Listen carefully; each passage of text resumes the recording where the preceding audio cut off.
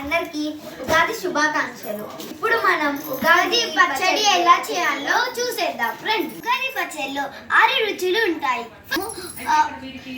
చింతపండు రసం వేయాలి.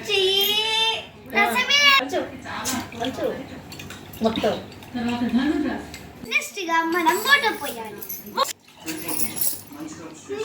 నెక్స్ట్ గా మనం బెల్లం తీసుకుందాం. ఇది బెల్లం. ఇప్పుడు బెల్లం ఉగాది పచ్చళ్ళలో వేసేద్దాం. అలా వాళ్ళ యొక్క బుద్ధి వలన వాళ్ళు ఎక్కువగా అప్పు చేసి ఖర్చు చేయాల్సిన అవకాశం వస్తుంది. వాళ్ళ మనసుని అదుపులో పెట్టుకోకపోతే చాలా మొత్తం అదైతే నేనే వేయాలి. నెక్స్ట్ గా మనము మామిడికాయ ముక్కలు వేసుకోవాలి.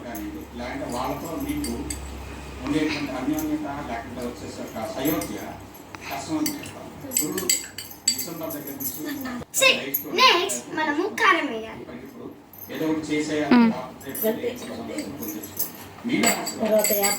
యాప పువ్వు వేయాలి.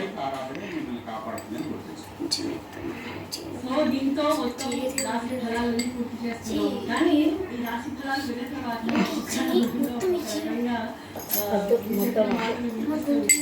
కొంతమంది ఉత్తమ ఫలితాలు